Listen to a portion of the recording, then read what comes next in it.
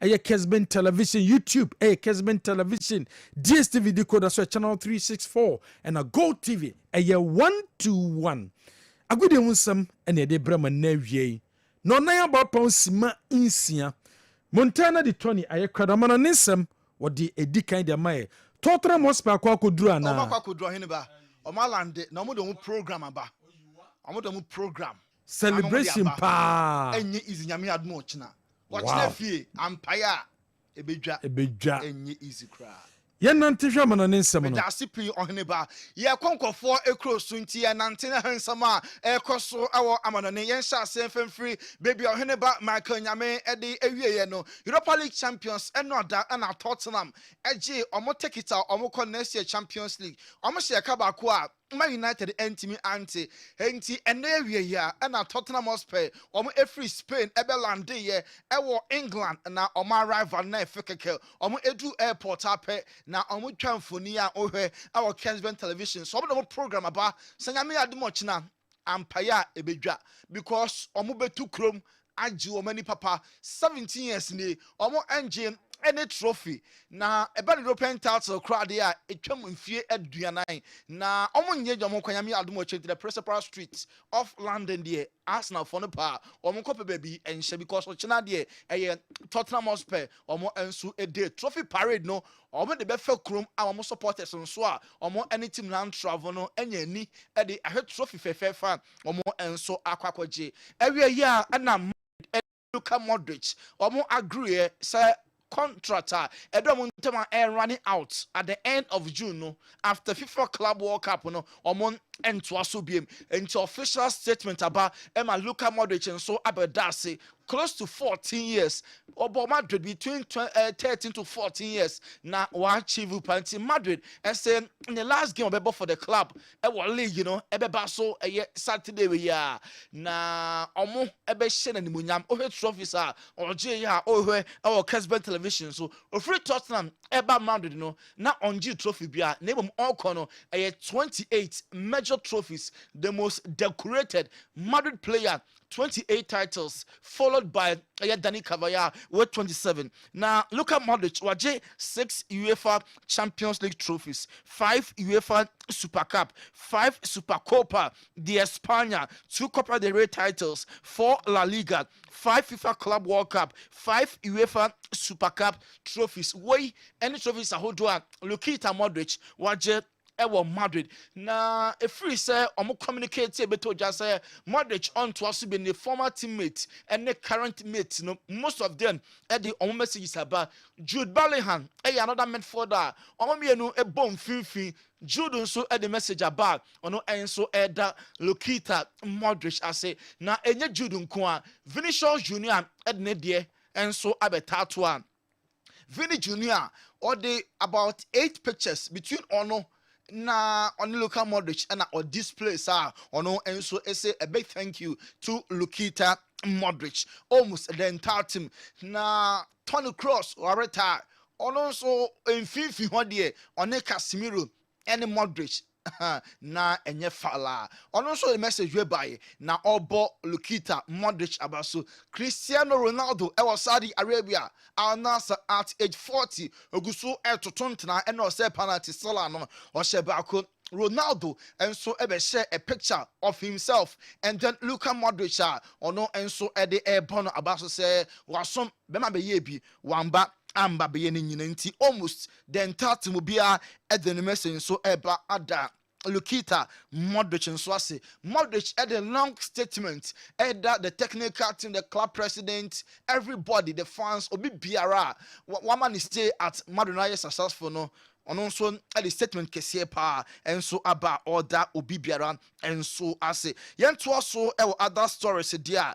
Yen Ramun ewo FIFA Club World Cup so next month na FIFA force omo be temporary transfer window between the 1st to the 10th of June na new players are switch to start Trent Alexander Mo and other players omo move camps no omo officially omo no clubs na team marriage tom na for omo be take part FIFA Club World Cup into decision omo enso ateki enno Alejandro Garnacho Man United enya enough of him and now of the bench and a buyer, Man United illusion right after the game, co social media, kick can against Man United, ball crap game. Nah, I don't know. Man United force air tono, Chelsea, other clubs including Atletico Madrid.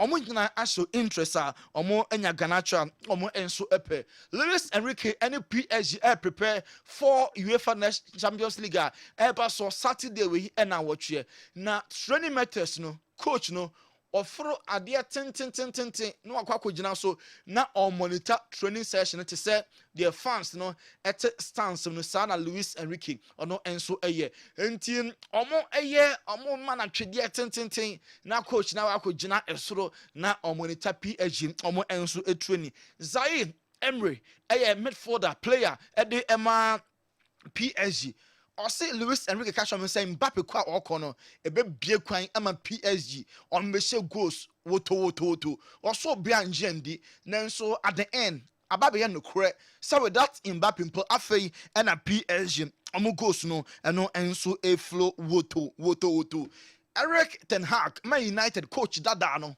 na Leverkusen first start here omo no ne di nkomo because Jabi Alonso oba Madrid enti ne jumedi ne beda ho Leverkusen Jumedie no Eric Ten Hag start to official talks omo ehwese coach no ebe journey omo next week na yebebo UEFA Nations League na France national team manager Didier Deschamps wa comment afa France omo match woni Spain ebebo o say Spain players na Dodo na se omaka Emma Barca nso emma the finals of the Champions League or say be Spain pa ebe ma players no enya enough time enkoye se PSG omo ebo finals ebe affect most of them because omo do na ball ema France national team after Champions League no just say omo enya break kakra Spain there enter after league games no omo betimi akọ camp akọ prepare nanso PSG players no onya omo enti about preparation wise pa there Barca inability to play the finals of the UEFA Champions League no a blessing in disguise Emma Spain and so a national team no ya because afuwe a year for the underdogs omo you trophies dano omo GB action na afuwe die omo eje Real Betis Bolampe omo ene Chelsea bebo Wednesday Europa Conference League na Real Betis come social media handle na omo the picture about to say there as a clubs omo chance so there moa ena winning kwa enti Liverpool obekaya omo crest na aboa ewo mu Newcastle so aboa Crystal Palace Tottenham Hotspur Real Betis nso asesa omo nsa omo so de aboa ba behim eno kire se kwan bia so Wednesday omo ena eje Europa League title na si omo na so yakwa Saudi Arabia betoja se Ronaldo club Al Nassr ena omo nya penalties do draw omo plan na referees age penalties am omo pa e was Saudi Pro League no 13 penalties ena Al Nassr for enya followed by Al Shabab omo enya 10 Ali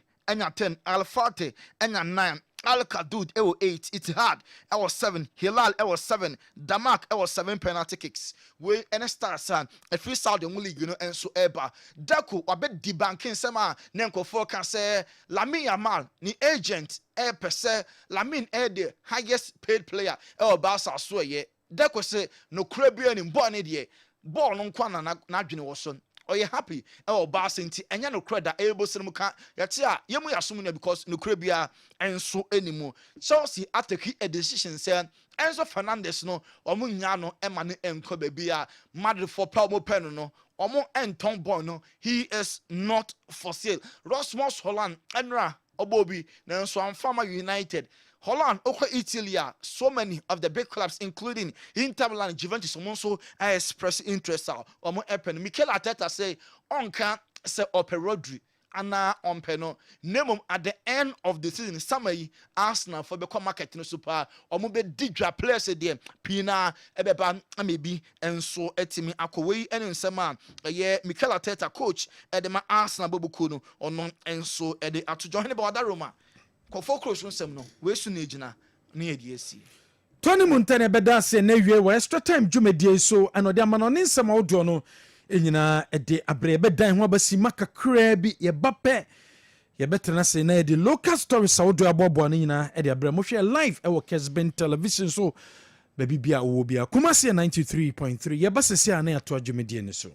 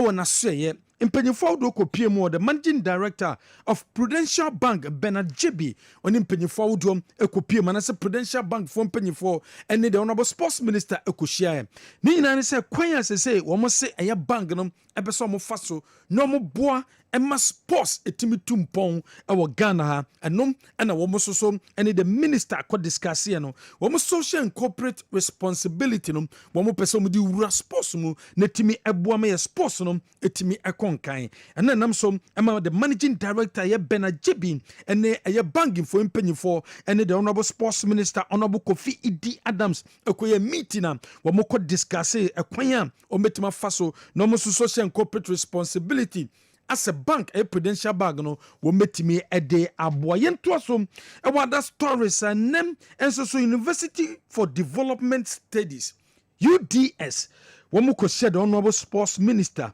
ni nyina no efa 2025 FISO tournament e ba be koso no na se some meeting no me ne ko discussions no wo mu na represent Ghana anaso mo na e bom didi nkunim e wo Ghana e to aso call Africa ensuko din kunim a sabre World Cup no eba bekoso enu ntim panyimfo do from the from UDS a school yi eba mode kosia minister ene ne koya discussing sawodo ekwan a omo qualify aircom ne kwan a wo mahia support from a government no metimi abomo wo sports a development officer and also sport director Mr. Shaibu Tanko director of sports no ono kan bi na wo ekosia the honorable sports minister akoye sa discussions no edi efrio yentoa so wada stories wo be ken chei ena Jumede Shronko ekoso ewo eye Takwa TNA Park abrabrakum Chelsea eni Kumasi Asante Kodoko ena eboye na sa FA Cup ne chane so se MTN woman na sponsor FA Cup no anunti ensehye da on se wusi aka wo FA Cup no mu bia ewo se o hye eye branded MTN womu jersey official jersey anase jersey abehye no ewo se ye brandi mu MTN na omo se abrabrakum Chelsea ene kotoko ebobo no wo mo si David a wo mo de o mo nhyɛ ɛyɛ branded ɛyɛ jersey enfam si akan no organizers ne de o bia bobo ko friend brekum Chelsea wo mo antiase eno ti GFN agidie se brekum Chelsea wo mo breachi article 1C 1D 2C 2D 2E and then 14F of the GFA FA Cup Regulations 2029 and nti o ma charge o mo amomo up to Monday so mo mbra no mo be yi o ma no dientia wo mo decide say womo enche branded MTN jersey abra MTN for womo na sponsor Ghana FA Cup no yebeto so weekend di Ghana Premier League matches outdoor baso enye easy echena ena matches ne be chase Hearts ene Accra Lions ene bebo Wakra Sports Stadium Maxwell Owusu and the best center referee for that game no Hearts ene Accra Lions Maxwell Owusu center referee Gold Stars ene Asante Kodoko ene bebo ewo aye baby any dance park Robert Muse and the best center referee for that game no Dreams womo any brekum Chelsea and the bebo Tuba Astrotev so ni Kofi Gideon and the best center referee for that game no Bechem United womo any aye Bazake Only Stars and the bebo ewo na na fosu Giaboa Park that game ebekoso no referee obegina ntem aye Jacob Edutera ono and the best center referee eduanam womo any Legon Cities and a airborne Machi ebekoso ewo Nana Ajiman Bedu Park Moro Idrisu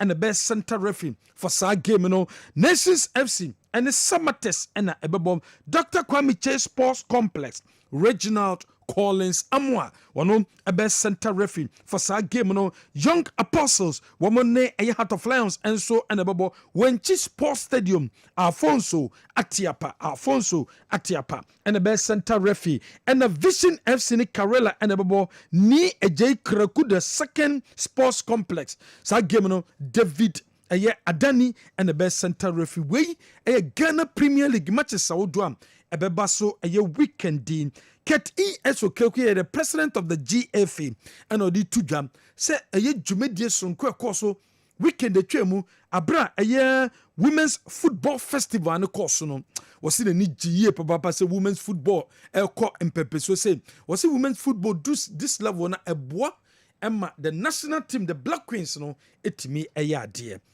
Ket ES Okreku.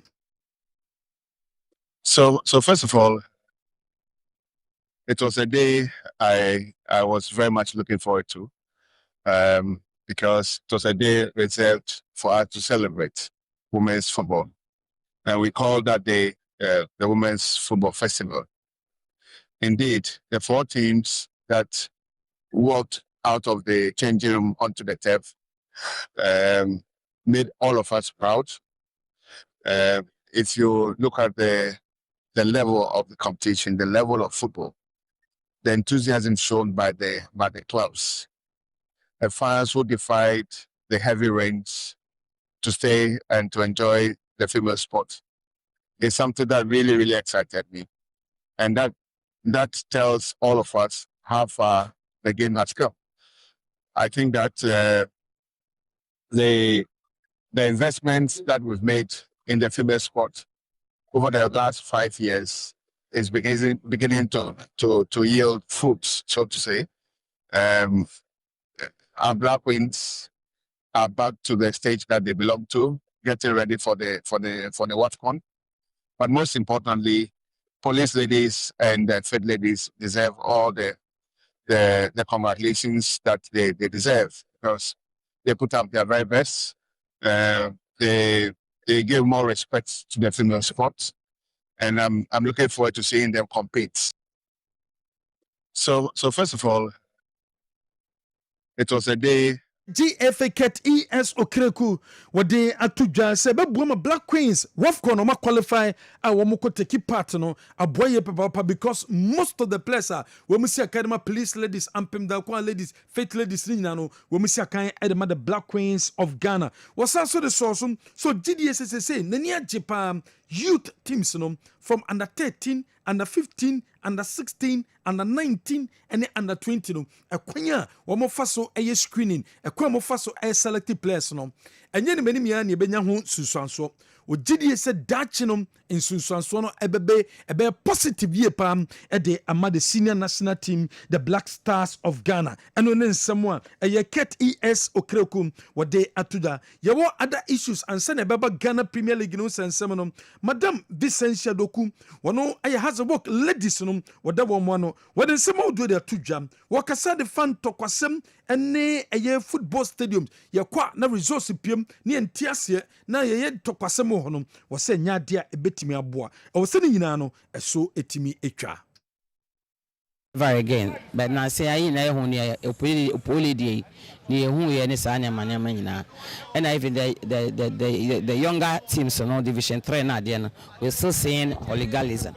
So a message I me what my supporters and say ebusuafo hia e tie cost stadium a ne referee be kan bia no ye fa ne sa na ye mbrefi na ye benya nkwa na ball abotwe nyina ohun se referee squad bi wa nkoyi nso ohun se supporters na ATC park so anti stress sa di mpese be hu biom e wo Ghana ha anti message I made my supporters na Wey ayen samwa aye Madam Vicentia Doku wade atuja Erigau Gatete weye Dreams FC womo player wasanso aye backroom staff edema aye Dreams FC bobo kono was it Dreams after womo bomodin awo Africa no womo ton most of their players no and until this season womo shase no mo struggle ye papa because of young players womo timi join the team no but say there omo enya smooth level womo trust next season no ebe better e their my Dreams no magic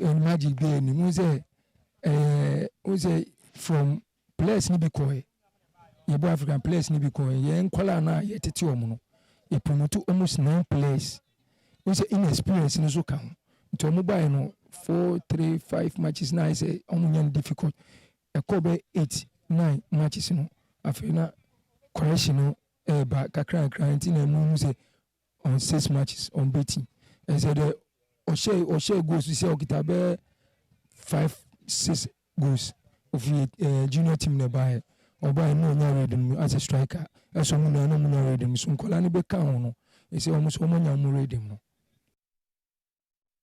weye sema Erigau Gatete wade atuja Bobekia gauko si akan e de ma Krasvok boko has no struggle ye papa na modemono enkosoro yebusan se dienti na ni days awo has no wanya ni ye sa nchiremu a wode to Kessben FM yenimu nie Jesus say say na mebo o confessor no place na me no mbo no enye the same thing e ko and also no ya to big players na aba obi a fighting one position especially strikers no you over 3-4 players a then no it in your training no ebia double pass na heading ebia wa also I say teamwork no ye we no obeti mama say you use say I wonim say na mgina obeti mama pass me kwhye preset nim say si esuwe no new team ye free baby na aba nti ubenya challenges ni bebre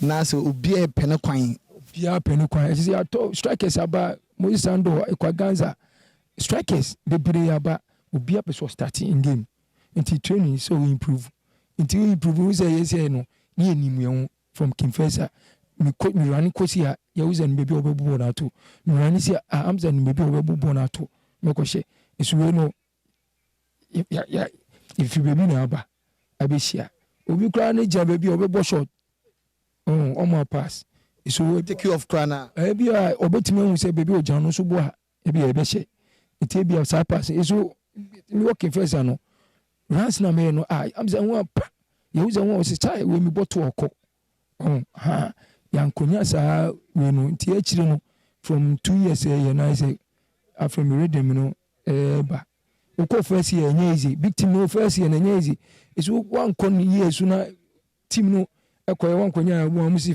first season omo de wo to transfer so one so anka penifo na wo team no say omunya abote ema every player bia wo ba bia oye great no aba so say onya abote ema no first season second season e betima fa third season e be fa nti ye third season na amfa no say we no out team say sa wontimi team penifo no bo sometimes we player no ba as a we a so omunya abote ma nkwala no so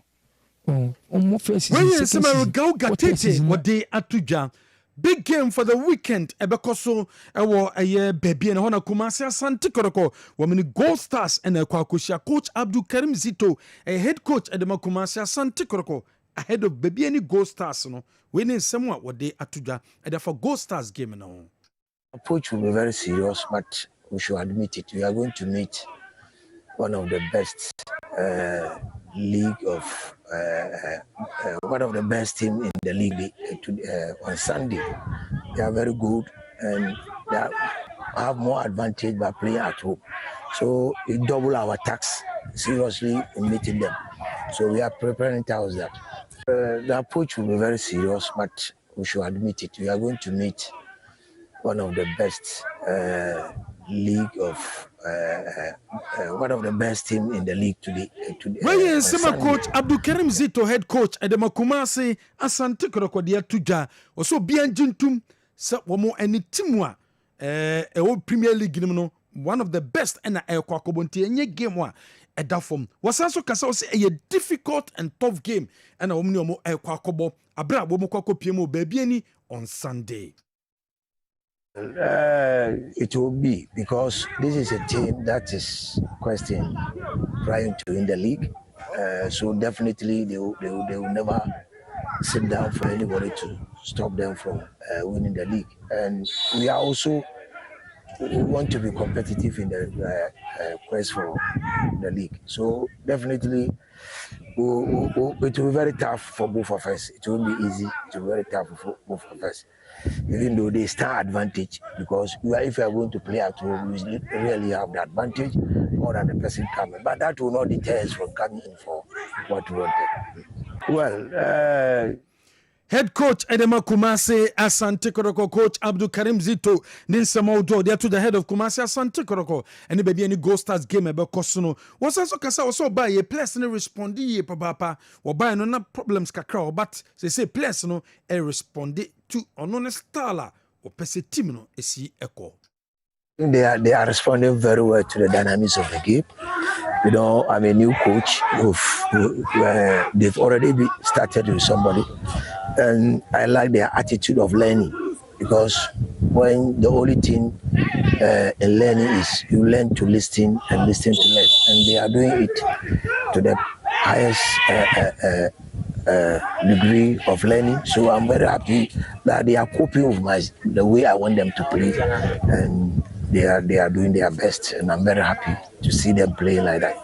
Well, I like good football. I like good football. My philosophy is adding beauty to goal scoring, and I saw it last, and then I was. Head coach Edema Kumase, Asante Koroko coach Abdul Karim Zito. Nisama Udo de atu janono. Na ne kwakwanom what is also ahead of game no. What's in the near Jessa Lord amwa back ebesia kan abra many dreams boys. He said here, you're fully fit, but some of the players no injuries kakra ewo ho ahead of a Go Stars game. Last week we brought him to the bench, and I gave him some few minutes to play just to make him ready for the game. So I'm very happy that he's back. The normal ones we had were entry, meantime. Apart from that, after the match we played on Sunday, luckily we don't have any injury situation now. Sunday Kumasi Asante Korokoni Gold Stars and a ball baby and Namsoma coach Abdul Karim Zito, head coach Ninsama Udwa Wade Atu Janono. Enche na Ghana yedeni enso che United Kingdom and as you call London you kobo Unity Cup game ho coach ade Emma wame friend in Nigeria when naming a squad Ghana players ben and a coach Otuado ebe yusuomo for the Unity game asat now on fan by and then some ben sechere odi tuja so GDS say manem kobase ye kotoko play bia beko because be a league ne duru no e crucial and unti say coach Otuado or Jimmy Sobefre Kodoko player a bar or some management no more analysis say player no kwa no kotana bench dia or soka no mutimi boase Kodoko betimi aje league no. Seka would die see matches be a person we win here. A do baby. Then wear the options because Obu ha friend no blaster or muka they just go and warm the benches now. And when you say your friend has a honor or more alternatives are. Yeah, the no boy a match now, but boy, and I am an uncle Bonnie and Selkman because this crucial match is now here for me. Yeah, your target, and they say, your more matches too now, I can't winning in now. You will be able to park down, and when you bring your position. To make us say, my more young fan to chacha. Matches na kanu. My infa games na kanu en to chacha chairman of being secretary. Ninsema wode atujano. Sanso and came a boss a year King Zuba. Wode atujan. Yakubu say Zuba ase asotef sa wodua e wo a year Kumasi in Potemwano. Ebu ya tutum upesa unya opportunity eko si akan ho a ana akoye den. O se bi ho a eni enhye ma ase. Nemom de hye ma ase ne de Obobo Madia engage omo no mo kwan betima fa so no matimi aboa no mo bie kwan to omo be bie opeso yusu bia no wetimi ayusu bi problem was me and so okay but you okay me the minimum ko ya to you asotef and you bantama ko say and yes ya tun say onya adwuma o pese ko secretary no fan buta ko ba say ya tun is o ko ties ka so na ho bo the meeting and say reunion come dey na bo ko ties ka bi ansana ko go and dey member in tie ti ni ansam ni members be di e mo kita mo na ya so the Where some came a boss ono ade atuda yanko brekum Chelsea bobo ko na say ko samo bodu and o kasa say dia ko ha dwene kaka visa league no e ko na chi eba na wie say no goal scoring no akwa problem kakra e de amano but ogidi say obesolve that problem and so na league no abana wie all is there about the goal scoring the upfront. I think the complacency is getting on and on, so we need to work on that. Yeah, always there about coach Samobodu Ninsema wade atudwane yenko Nations FC wo maso Nations na gise league ne de kwan bia so wo mobeje wo mbeso mobo Africa wo makwa kopie mu awe Legon Cities boboko na so Legon Cities wo mko relegation Alidu Mohammed wo mko so mko penwa midfielder sanso na Joseph Amoa Nations FC akosa 2 players yu se Legon Cities mko relegation dia womunya sa 2 players yi eba ebesia kan edemo mo a womo ebepepa anti Alidu Mohammed ene Joseph Amoa womo akon so munya sa players yi no mo before mo up omo squad no ahead of Africa womo pese this season womo ekwawan adana osre Maybe some more that. That's some nations nation for mama. I don't referee. I'm poor. Moko go pure mama moko from. Yes, I'm Moko from Musa go you moko comedy now the come. But that's how it's been. So course. nations are prepared. They really want to be in Africa. And especially Mickey Wohe send your more shisho project, you know. And I think say it's very good platform, especially for a player like Razak Simpson. Because he who exploits our Black Stars in the recent times. Say onya kwanye no boy in the CAF Champions League. Imagine see nations in group stages of CAF Champions League. Bia ne omako Mamelodi Sundowns, bia omako RS Berkane, bia obi hu Ali and all.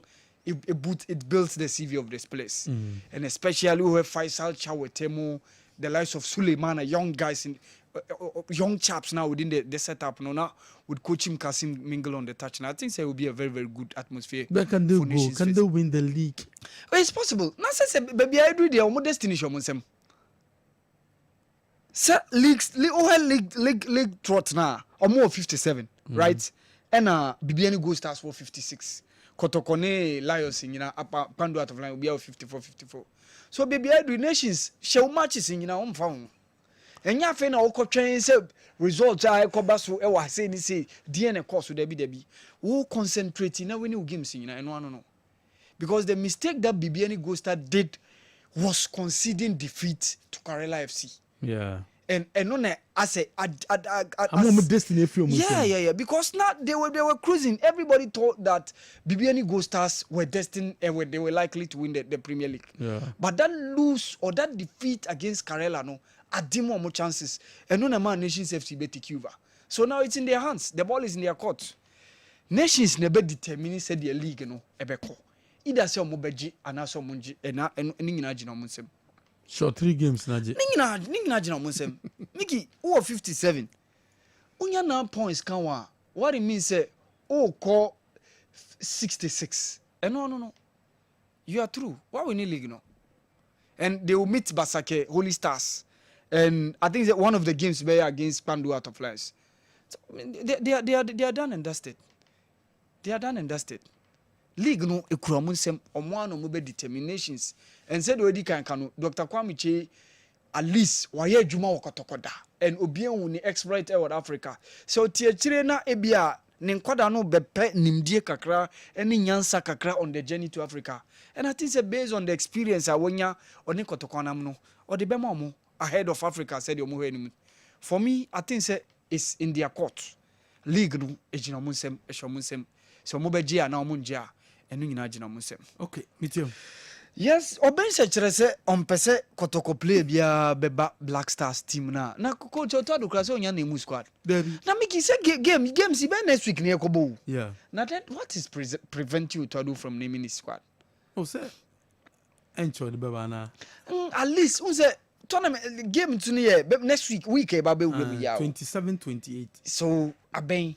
So even with times like this kaka even week before nanka wanimo ebia ka by Monday I tell me nanka coach na nemu ni squad nanka obi ehu but I don't know whether ebia there could be new players be or others room but we enye competitive football too much biasa enye World Cup qualifiers enye African qualifiers ebia obeka se Ghana fo be yin sese we just an exercise simpler Black Stars be engaged because you be really near international break as some of the other national teams they be boss some qualifiers especially uko Europe before the Club World Cup now and I think that Africa they ni any competition bia ni be wo mu bia wotimi organize international friendly bia and enu bia ni so nothing prevents Coach Otado from naming his squad. Kawanemu a ebia at least 1 or 2 players bia ebia obi hunu say bia be person obi hunu or Black Star setup na nothing prevents him from naming the squad but Benjamin Obin search say on person obi kotoko play bia na me nim so Otado kura ka chen say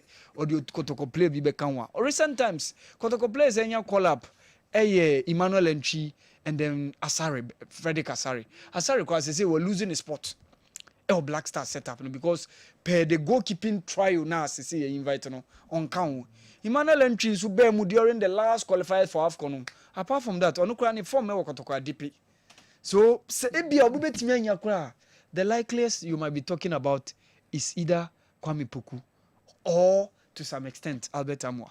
But I don't see any of them being invited by Otwadu in this way, no. And the Gauga Tete, honestly, Mickey, team na Kim Fesa a Beldier from the days early 2000s more banner. It was a very good setup of Kim Fesa. Also Katawa ni say goalkeeper Mohamed Tola. Ubehu Bubiansa. Ubehu Habib Mohamed left back now Kobo World Cup no kind of Germany 2006. Obe kai Idrisia. Not one either. Omo goalkeeper the other name na Mrefi Mohamed your friend Tola. Aye. Yeah, your friend Tola. Mrefi ni And Suraj na neda. Suraj no yes Suraj.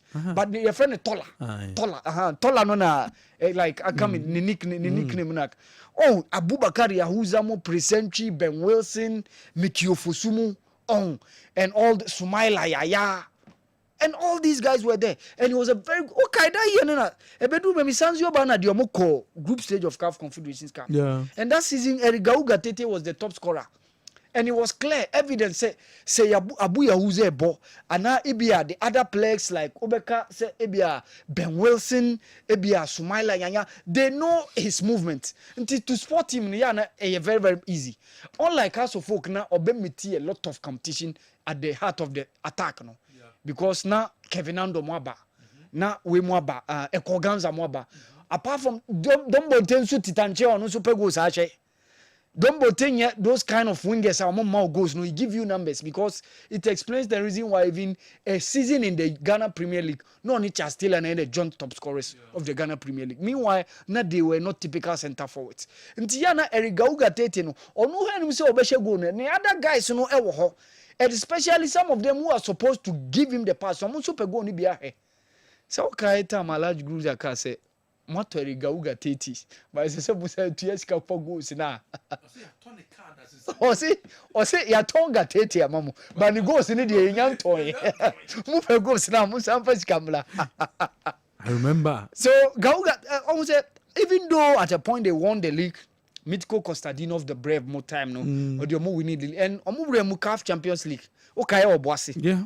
na Gauga Tete ni Dombo Temu and a ball within that House of Folk setup. Now, honestly, he struggled a bit at that point in time. It explains to you the reason why na Eric Gauga Tete ekano.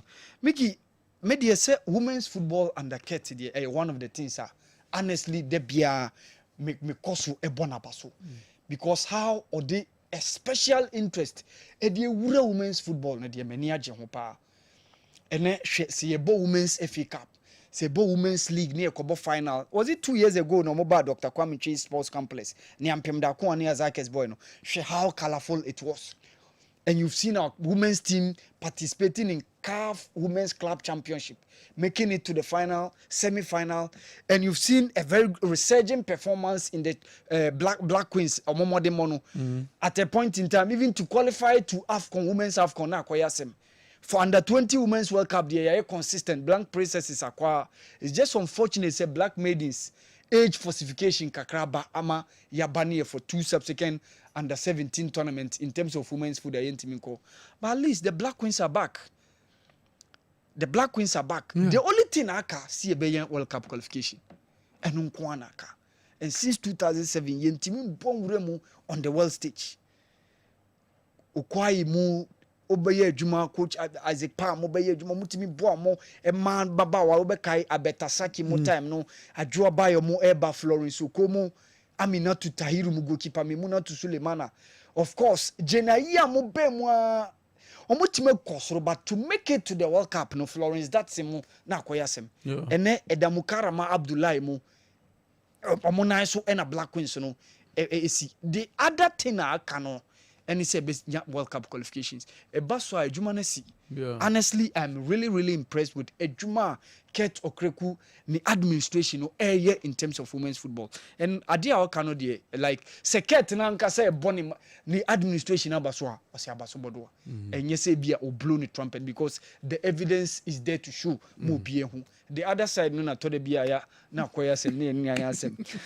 Bigi Prudential Bank omo MD and our committee sports minister. Very good Mickey.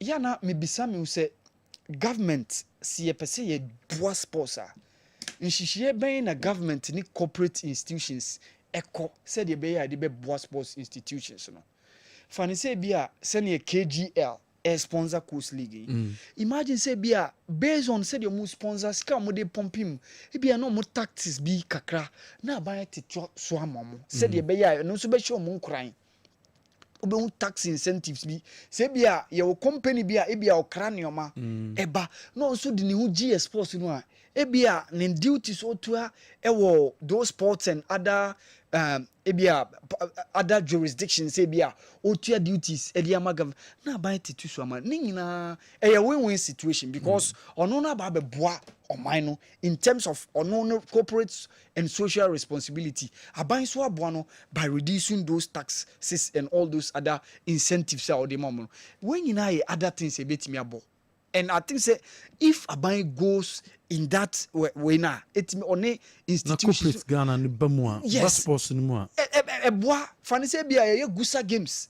E bia na institution bia bois. Na or sponsor sesa games, security games. Share inter schools and colleges ye. And ube say bia say e bia MTN abem. Telecel and all the no more but just in one way or the other just to make sure say the sporting disciplines because these are the things that some of the other jurisdictions are doing now making sure say more sports and very good leverage abasoro and these are the things that there must be collaborations. There must be collaborations between government and those institutions. Ni nyina ye nhyehyeye. Aban betimi dia to. Say be a company a obe sponsor say, e be sponsor Premier League say ni say, e be aban me so me reduce taxes, me ma tax incentives, me ma tax holidays. Say be ya, onso be hen high o, onso ubenya those that you'll be gingered to sponsor the Premier League and all those other sporting. And honestly, me very very impressed and Honorable Minister of Sports and Recreation, Mr. Kofi Adams, any Prudential Bank MDI, and it will be good say young call for other institutions to come on board. Anopana andika, adentina ya na say entertainment and all those other we no more event and all those other things. So munya more sponsors. Meanwhile, see sports Ghana, especially football, no ne paper. But yeah, I know any sponsors. Adintira. Ningina about the corporate branding. So your branding adina kasabe convert sponsorship into cash. And I think say it's all well and good. Say yenya Prudential Bank MD. Me alma mater UDS. I'm paying for na kwa kushia sports minister. And it's good. Uze said we kanu ye kwa represent Ghana. World Fisu Games. I wish them well. Mr. Shaibu Tanko dia waya jumao. Okay. Yes, former RTU coach. Oh no. Yeah, no. Director of sports. Minim die by that time minim die. How many sports? 1 year sports. I was a sports journalist like this, but my be any sporting activity we are like. Okay. No near wa. The main campus, main administration and Kasa Tamale. Okay. And that is where the head office is. Okay. The Honorable Mr. Shaibu, former RTU coach, also a sports development officer, MIUDS. Oye Jumapa, honestly, he has done a massive job for University for Development Studies. Oye Jumapa, it's all good, say. Yensu Ebekwa representing Ghana. It was world competitions, Okay. Well, I've been into a Jumedian Subia Medi Bessia. Yebesa so me channel pa na ye de kick off dwumedie no ye wie pe na fe se Joe so the midfield at dwumedie no enso e de abre ye so dwumedie no so yebesa so me share biom